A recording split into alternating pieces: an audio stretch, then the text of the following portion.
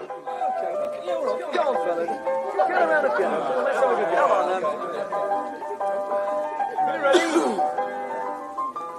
Come on, you lot. Go on, then. Oh, 'tis our delight for the red and white. The imps are here to stay. Oh, 'tis our delight for the red and white. The imps are here to stay.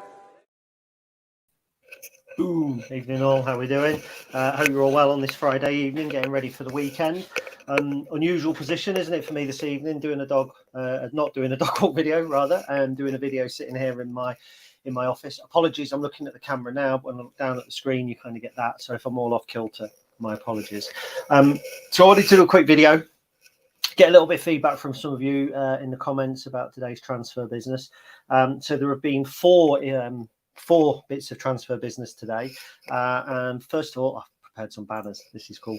So first of all, we've got Teo Tucker and Theo Mussell joining Lincoln United on loan. So we'll start with that.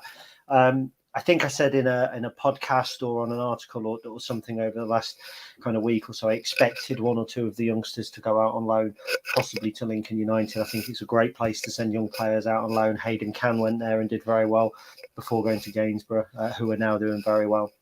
So it's a good way to get some of these young players, young scholars into a senior football environment, but keeping them obviously with a degree of routine. They'll be at Lincoln City 5-6 days, whatever, and then they'll go and they'll spend their day or match days with Lincoln United. Hopefully get some football experience. Lincoln United's a really good football club. I know it's been taken over recently, but I think they're working with a lot of the kind of the old school, as they call it, the old school Lincoln United kind of faces, like I can't think of the guy's name now. Stuart Reddington's one of them, the manager who was there for ages. The name eludes me, but there's a lot of them kind of getting back involved with the club. Makes real sense for us to kind of try and have some sort of link up or some method by which our young players can go there and get some experience. So it'll be really good for Teo and for Theo. And when I say Teo and Theo, I think Eden and Robinson, but we're talking Tucker and Mussell. They've left Sincil Bank, or technically they've gone out on loan for some senior football. So that's the first bit of business today. Chronologically, the actual first bit of business today was the arrival of Harry Boys. Which I thought that was going to scroll. Never mind. Let's change it. There we go. That's better. So Harry Boys joins Lincoln City. So who is Harry Boys? Harry Boys is a wing-back. He's been playing for Forest Green Rovers this season. He's got 4 assists. If you check out my article on the subject a little bit earlier on, you'll see all the assists were from crosses. I think there was a couple from corners, one from a free kick, one from a cross. The cross, he's really dug it out. It's a lovely cross. If you look at the technique, it shows some phenomenal technique, but it's 1 assist. He started the season injured at Forest Green and has then got himself into contention, become a very key player for them, and then Sheffield United recalled him. Prior to being with Forest Green, he was with Solihull Moors last season. Remember, this is the Solihull Moors that went all the way to the playoff semi-final or whatever, and then lost to Grimsby. He was in the National League Team of the Year. Now, if you think back to some of the previous National League Teams of the Years, particularly when we were in the National League, it's not an easy level to reach. Just to say, oh, well, you were in the fifth tier team of the year, you're a decent player at that level. I know they really liked him at Solihull Moors. From what I understand, I don't talk to any, but Forest Green fans seem to like him at the new lawn or whatever they call their ground. So it seems like a good purchase. He's very much a wing back. Very much an attacking wing back. He was at Manchester City as a youth. He played under Mark Kennedy when Mark Kennedy was there, so he already knows the manager as well. He's the sort of signing 6 months ago, if you'd said we're going to make this signing, I would have gone, that's crazy. Why do we need another left back? We've got Jamie Robson, we've got Sean Rowan, we don't need another left back. But I think post Cambridge United, post Bristol Rovers, when we switched to 3 at the back, there has been a question mark over the wing backs. Now, I personally thought that Jamie Robson did relatively well at wing back. We'll come on to that a little bit later. But he wasn't a Brook Norton-Cuffy style wing back. He wasn't that kind of flying player, and he wasn't one that you feel could be versatile. Harry Toffolo, for instance, you feel could have played either. And I think with Jamie Robson, he was more of a defensive fullback. Sean Rowan is more of a defensive fullback, but we know that Sean can slot in on the left side of defence as well. So I can see why we wanted to bring in an attacking wing back. And I think when we're talking about needing a striker, or when we're talking about needing attacking players, actually the value of those attacking wing backs probably then comes into play. They're the ones that provide the bullets for the attackers. They're the ones that might be putting crosses onto Tom Hopper's head, who incidentally had more touches in the box per 90 minutes than any other player in the last week. We haven't seen that much of Tom, but if we're getting balls into the box, hopefully we will. So he's got 4 assists, Harry Boys, really highly thought of at Sheffield United. They gave him a new 3 or 4 year deal. I can't remember which one now. At the beginning of this season, this isn't a signing with a view towards bringing him in, I don't think, at the end of the year. I think this is very much a signing in terms of his development. And I think it's interesting that they have taken him from Forest Green to come to us. Don't know the circumstances behind that. Obviously, we know that Jordan Garrick went the other way, which I'll touch on as well. Actually, that makes it 5, doesn't it? So yeah, it'll be interesting to see how he plays. He looks confident. He looks like a confident boy. I've watched some clips on Y Scout. He certainly likes to get forward and attack. I spoke to a Solihull Moors fan who says, in terms of going forward, he's really good. He got 5 goals and 5 assists for them last season. That's 10 goal involvements from a left back. And when you consider on the flip side, I think Jamie Robson's had 2 assists this season.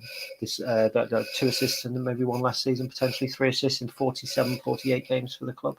So I think that kind of shows you a contrasting picture of the 2 players side by side in an attacking sense.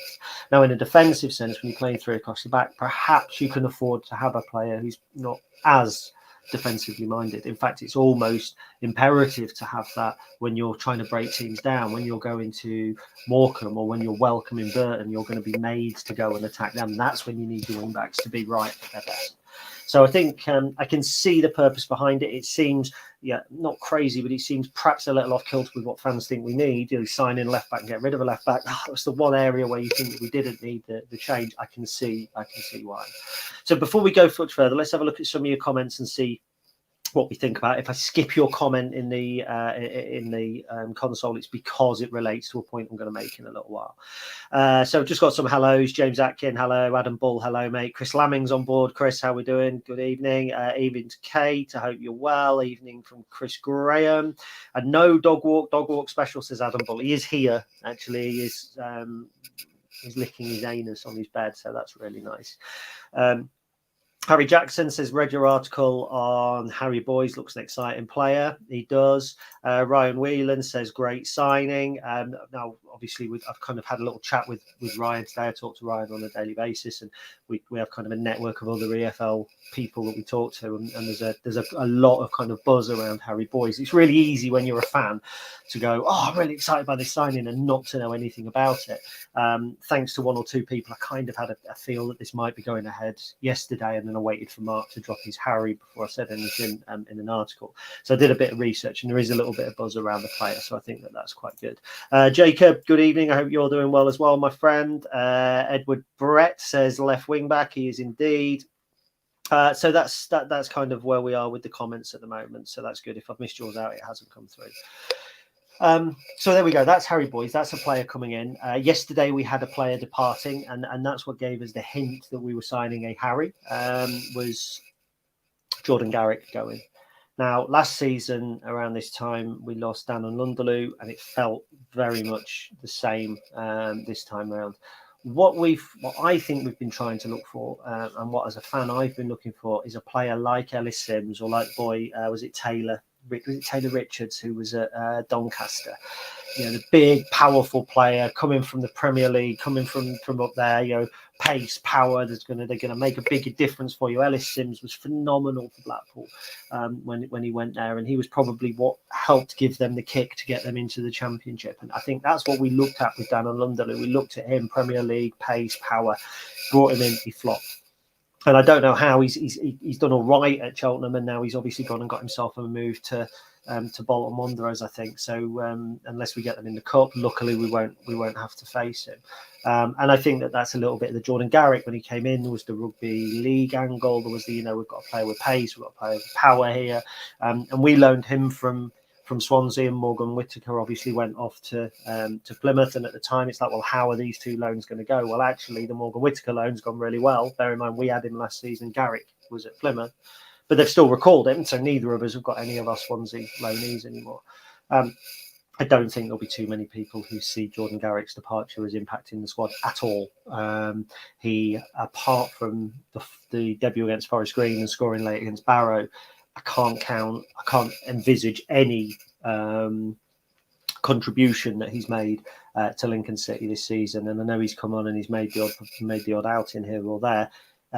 It's been a loan that hasn't worked out, and every single club makes 3, 4, 5 loans every year, and of that, guaranteed at least one is not going to work out. And Jordan Garrick is one of, at the moment, 2, I think, for us, which you could say haven't particularly worked out. We'll see what happens with Tashan. I like Tashan as a player, and there's 1 or 2 moments where I think Derby, when he came on, for instance, did really well. But in terms of Jordan Garrick, he just didn't live up to the billing. He looked really good. He looked, I'm sorry for this, Chris, but he looked mustard when he first played for us against Forest Green, and it just hasn't happened. Whether the injuries hit that, I don't know. Seen some accusations on social media about him being lazy. It's really easy to make that. That's not the case. Jordan Garrick wasn't a lazy player. Whenever I watched him, he certainly made the runs and he certainly put the effort in. They were just the wrong runs, and it was effort pointed in the wrong direction. It was not lazy. That in itself is a really lazy thing to say. So that's absolutely not the case. I have got some questions. I will come to the questions that are here in a moment. I've told Fee I'll do about 20 minutes because she's waiting to hoover and she doesn't want to disturb me while I'm on the video. So that's Harry Boyes joining. That's Jordan Garrick leaving, and then this is one that I think caught people a little bit by surprise. Was Jamie Robson leaving Lincoln City? It did catch me by surprise. Again, not from the club. I get the normal press release from the club, but I don't find out about things like through the back door. But 1 or 2 people messaged me earlier today and said Jamie Robson's going to Forest Green. It makes obvious sense. Ties in with Harry Boyes arriving. Now, it does surprise me a little bit. Let's clear one thing up first of all, and I was partly at fault for this as much as anyone else was, but there was a misunderstanding that Jamie Robson was our record signing. That was widely reported by people when he first came, about 250,000. Our official record signing is 125,000. Our official record sign actually 75,000, isn't it? But there's rumours that 125,000 was what we paid for John Akindi. There's rumours that we paid 150 combined for Harry Anderson and Michael Boswick, and it depends how you split that up, etc., etc., etc. Jamie Robson, it was reported 250,000 pounds, but I think the reality is it was significantly less than that. And from what I understand, there's an undisclosed fee to come from Forest Green, so Lincoln City are not going to be out of pocket. And I think business-wise, there was no pressing desire to sell Jamie Robson unless the deal looked right for us. And let's face it, Forest Green have got a bit of cash. It's not, if it was Morecambe signing them, you'd go, well, we might not make our money back with Forest Green. Probably have. But it's not all about money. It's about squad. 2 left backs, and Chris Ray did his Christmas cartoon, and it was Sean Rowan and Jamie Robson fighting over the left wing of a model, and I found it quite good. I thought Jamie Robson had some solid games earlier in the season. When we went to a 3, there was once or twice where people sort of were on the line criticising. I could see the basis for the criticism, but kind of in the back of my head, I thought, well, some of it's unjust. Some of his numbers in the first few months of the season were really good in terms of getting crosses into the box, in terms of effective dribbles. He was, his numbers were in the top kind of 10 in some instances in the whole division. So in that way, it has surprised me that he's gone.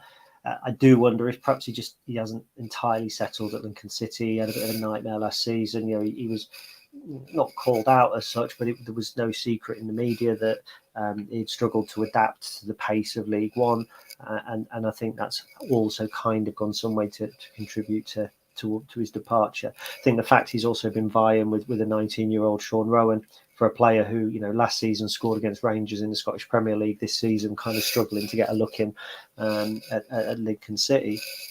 Also not struggling to get a look in, but kind of struggling to cement his place down at Lincoln City, probably leaves him thinking, well, I need to go somewhere else. As it happens, Forest Green have just lost their left back, so I can see it being a good move for the player, and I can understand the reason from Lincoln City. I liked Jamie Robson. I thought that he had the ability to be a decent left back for us at this level. He's a left back that we've sold for cash, which again, after Teo Eden and after Harry Toffolo, etc., we've had a good record with left backs of late, and he kind of feeds into that. So I think the one criticism was probably end product. I went on Scout before I came on here and looked at goals and assists, and there was 2 assists, and they were both in the Papa John's Trophy this season.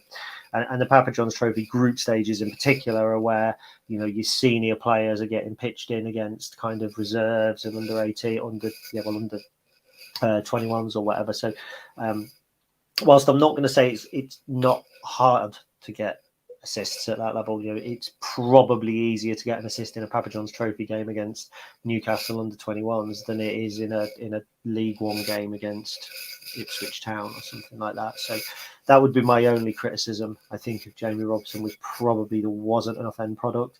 Some of his crosses, I thought he had decent crossing ability actually, but there we go. It is what it is. He's left. I would fully expect now Harry Boyes to be our starting left back.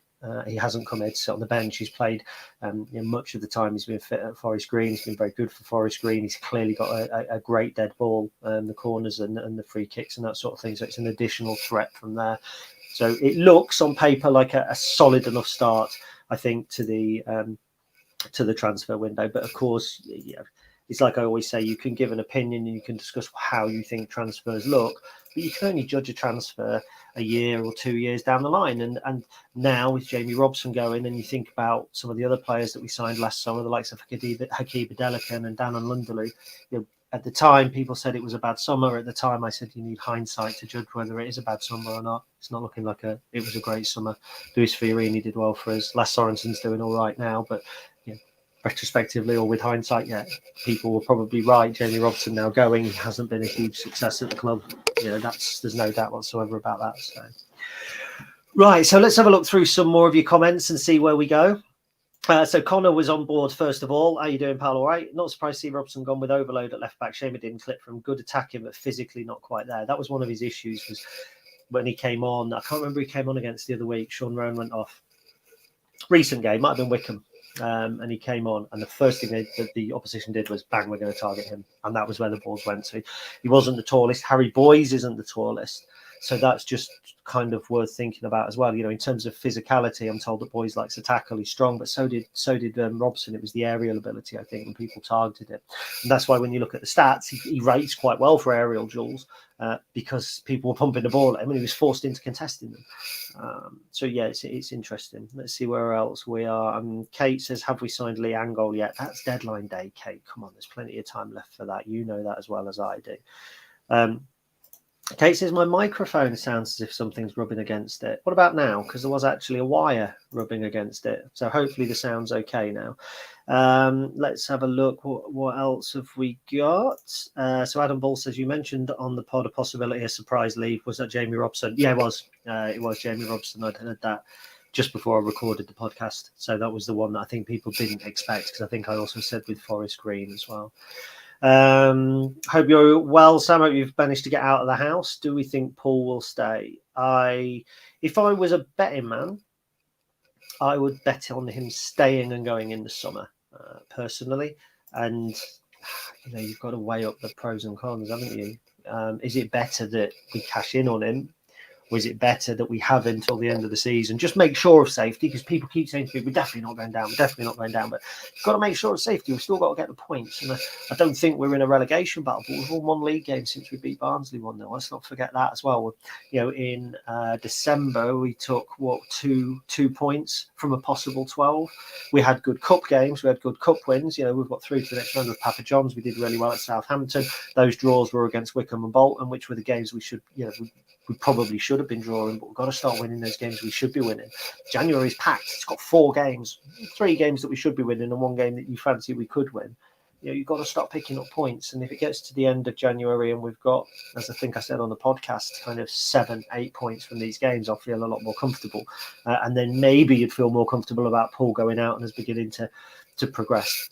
It'd be nice to see Jay Ben, I think, a little bit as well, because obviously we've signed him for the future. We don't hear a lot about Jay Ben, and that's one little criticism at the moment, I think, around the club, is we don't hear enough from the players that we don't know about, if you know what I mean. There's the Jay Benns and the Jacob Davenports. We don't hear a lot about Tashan at the moment. Are they just being left out? Where, what is the situation with them? And I understand why the club don't do it. They don't want to show their hand. If you're playing poker, you don't sit there and go, I've got a crap hand, there's cards. Do you know what I mean? You're playing close to your chest. That's football these days. So,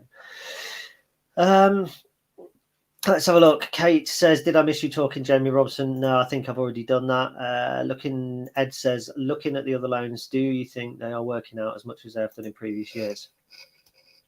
I think that's interesting because I think Matty Virtue's been one of our best players this season. I think Carl Rushworth has been as good as Alex Palmer and Josh Griffiths were. I think Tashan has struggled. I think Jordan Garrick has struggled. Jack Diamond, he's in terms of attacking, in terms of goals and assists, he's doing very well. So if you then go back to the year that we went into the playoffs and you think about, well, who did we loan there? Jamie Saul we loaned, who went back. Robbie Gotts we loaned, who went back. So I think every single season there's always a mix. And maybe it might be one flop and four that do well, or maybe it might be two flops and four, depending on how you switch it up. Last season, Dan and Lunderloo certainly didn't do particularly well for us, but Brook Norton Cuffey did when he came in. Luis Fiorini did very well for us. Josh Griffiths was all right. Was he as good as Alex Palmer? I don't know. I think there's a mix. I think Matty Virtue had become as important to Lincoln City this season as Joe Morrell was a couple of years ago. Arguably as Brennan Johnson was, not in the same area in terms of goals and assists, but as in he is a first team player for this football club, and without him we are significantly weaker, and that's the measure of a positive loan. And so we have 3 positive loans, because without Rushworth, without Virtue, and without Diamond, we are a weaker side than we are now. You can replace a player like Diamond quite easily, attacking, head down, run, beat players. They're 2 a penny in the academies, with the greatest respect. Matty Virtue for me is the big one. And I think that's why when you look back at the likes of Joe Morrell as well, that kind of heartbeat, that person that can affect a game, that plays like a senior pro, that doesn't play with kind of that youthful vigour. That's what you've got to get. So Richard Cross says, is Teo coming back? I don't know. I can't see it personally. I don't think it's the sort of loan that fits what we want to do. It just depends, I think, on Blackburn. Are they charging a loan fee? Is he going to play if he comes back here? He's not going to come and now play left back. Harry Boyes has been brought in for that. Would Teo be your first shout coming in playing midfield? Or Mark Kennedy says we don't know. Yesterday, I don't know if you see what he was saying, but he was kind of questioning, he's the type of player that we need to replace Matty Virtue going to come in. If Matty Virtue comes back, he's got rough 10 weeks. If he makes it back in 8 weeks, then we've got an excess loan. It's big. I can't see Teo coming back. I'd love it. I think it was Lancashire Live Paper Talk. I think he'll rock up at Sheffield Wednesday, if I'm honest. Richard also asks, can you confirm both Walsh and Jackson are 1-game bans? Yes, they are. So Joe Walsh's was a second yellow. That's a 1-game ban. So he should be back and available for us this weekend. And Adam Jackson, I checked on the FA website, that's a 1-game ban as well. So I think because it's denying a goal scoring opportunity, and it's something like, it's not violent conduct, so it's 1 game. I thought it was still 2 games, but it's a 1-game ban. Sam Hart says Robson can be seen as positive. Wages could help us bring a player or 2. We'll be interested to see what we do in the rest in the window. What is the limit on loan players? I don't think there's a limit on the number of loan players you can bring in, Sam. I think there's a limit on the number that you can have in your matchday squad, which is 5. So technically, with Matty Virtue injured, we could still bring in a lone player, play that lone player, and then just kind of juggle them about. And with Tashan not in the side as well, you could technically have 6 or 7 lone players, but you can only have 5 at one time. And I think that it sends the wrong message out to clubs if you're going, oh, well, your player can come and fight for a squad place. That's not what clubs want to hear when they send players out on loan. So it wouldn't surprise me if we don't sign one more on loan without one going out, because Virtue will be out for a while. And I can see that happening. I can't see us signing more than one without, let's say, Tashan going back or something along those lines. Of course, there's always the option for us to try and sign somebody like Matty Virtue permanently, which I don't think would happen, but you could convert that to a permanent and then free up a loan space and keep him in the side. So we'll see what happens. I have seen this news, but Brook Norton Cuffey's gone on loan to Coventry, so he was recalled by Rotherham, or has left Rotherham and gone on loan to Coventry. There's the Solihull Moors fan that was telling me about Harry Boyes actually also is a Coventry fan. He kind of supports the 2 teams. So we were chatting about Brook Norton Cuffey as well. So that's a big signing. So we've got Cornell on online as well. Let's pick one of Cornell's messages. So Cornell says, amazing signing. Harry Boys will be such a wicked addition. That surprises me. And there's a new song, Harry Boys Will Rock You, sung by Queen, which will be impressive because Freddie Mercury is dead. Phil Dainty says, gutted that Robson has left. Yeah, I think he probably has missed. There we go. Never really settled though. Joe Ward Richmond shreds that Peterborough never recovered from that. Yeah, I do. I agree with you. And Daryl Noon says too lightweight, Jamie Robson. I'm not sure he was massively lightweight, but I can see the point that you're making certainly in terms of aerial ability. I thought he was when I say hard, he could tackle. He was a senior pro and he could put tackling. But I can see why you're describing him as lightweight as well, Daryl, to be fair. James Whaley, evening. He sent Mr. Hopper down the A46. This is one of those rumours that gets so much on my wick because it starts on a message board. Some plum goes, "Oh, we're going to sign such and such." Like it happens at Lincoln. We're going to sign Kevin Van Veen, and suddenly it becomes this. Like this thing, doesn't it? Like, oh, Lincoln are going to sign Kevin Van Veen, and people hear it and repeat it, and it's like Chinese whispers. I can't see. I could see Tom Hopper. I could see him leaving Lincoln City. The rumor was in the summer that he wanted to move back down south where his family were. So we'll see. I don't talk internet rumors. I talk fact, Mr. Whaley. Fact. But it's nice to see you on Lincolnshire's top club, Lincolnshire's major clubs podcast or live show. It must be tough hearing us talking about playing teams like Ipswich and Sheffield United when you have Harrogate and Barrow. But best of luck. I'm sure one day we'll be back together. Jacob, did you have a great Christmas, Gary Hutchinson? Yes, I did, Jacob, and I hope you did as well, pal. Thank you very much indeed. Clive Smith says, I liked Robson, thought he was a decent player at this level. Good move for him. Yeah, do you know what? If he goes there and he plays, it's a decent move for him. I hope he does well. He always seemed like a decent enough lad, to be fair. So, Conor Pearce, Adelican still at Gills on loan, out the door after this season, 100%. I don't think there's a future for Adelican. He's gone to a team who are bottom of League Two. He's not affecting them in any way at all. Unfortunately, the Adelican that I thought we'd signed, that I saw for Scunthorpe and who got the big move to Bristol City, don't exist anymore. Unfortunately, so that's a bit of a shame. Sam Hart, how do you see both Rowan and Monsma fitting in the back line with difficulty? I think I can see a centre half leaving. I think long term you put Monsma or Ioma on the right side, you put Walsh and Rowan on the left side, got Powdy O'Connor in the middle, and then if you need to, if O'Connor drops out, Monsma can drop into the middle or Walsh can drop into the middle, and you've still got the options on the outside there. So and then obviously you've got Adam Jackson as well, who can play where Powdy O'Connor is. I think with one heavy at centre back, it wouldn't surprise me to see one go. And then I think it's just going to be survival of the fittest. We've got a great selection of centre backs, and obviously they're playing really well. Monsman's going to have a big task to get himself back in the side. I do wonder if Monsman could play in the holding midfield role as well at times. I mean, he's immobile. He's obviously good in the air. He's got a tackle. He can carry the ball forward. He can ping a pass. You could almost see him stepping out and playing in the defensive midfield role. All right, stranger, says Neil Carlton. All right, mate. I hope you're doing well. And Jacob says hello as well, although I'll not have people, I'll not conduct the conversation here. Martin says, do you think we need a midfield distributor? I think that's where I've basically just said about Monsman. Max Sanders, by the way, had a really good December. And if you take out the Burton game, because everybody was crap, actually, he did really well. I think Matty Virtue was player of the month, but I think Max Sanders was more or less there. He had really good passing stats. He can distribute. Lasse Sorensen's pass accuracy has been 2 months out of the first 5 has been spot on as well. So I think that we've got the distributor, but I do think we need another midfielder. I've got to hurry up, by the way. The headphone speaker rubbing on my shirt. Sam says it shouldn't be because my speaker isn't on my headphones. I don't even think I've got a microphone on there. I haven't. That's interesting, but I'll hold it away just in case it has picked that up. In fact, I'll tell you what, let me have a quick look. What is my audio? My audio is okay. There we go. External headphones. Yeah, you're right. It is.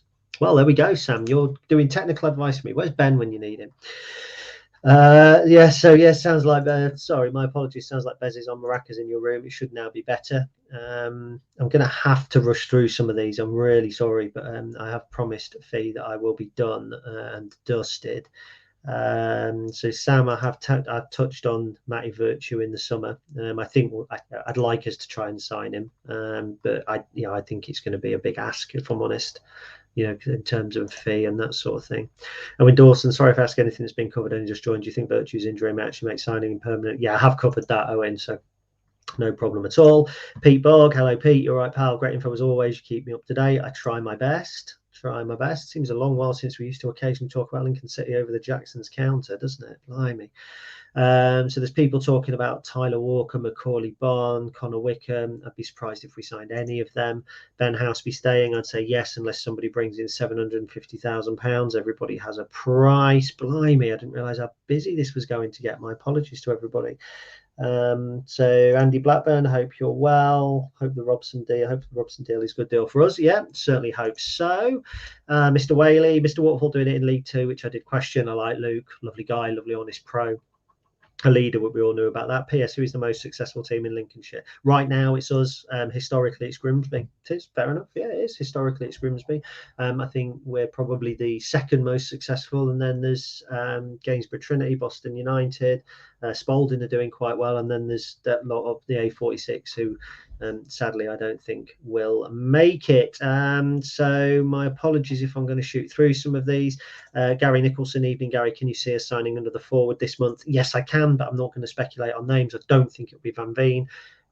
Walker, you never know. I don't think it'll be Barn. I don't think it'll be Connor Wickham. I don't think that fits the mould. I don't think we're going to bring in a 28, 29-year-old player. We're going to bring somebody in who is either going to be young that we can develop, or is somebody who's 25, 26 who still has time, like Tyler Walker potentially does. Right, so look, that's me done and dusted.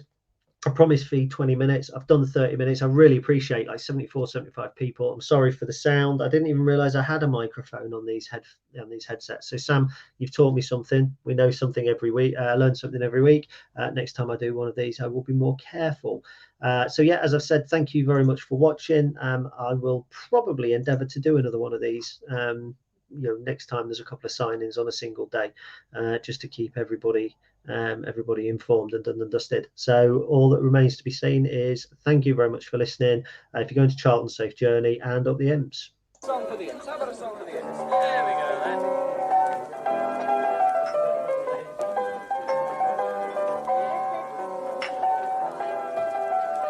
Come on, let's get some of the lads together. Let's have a good idea.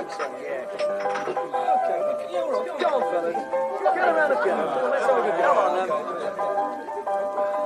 You ready?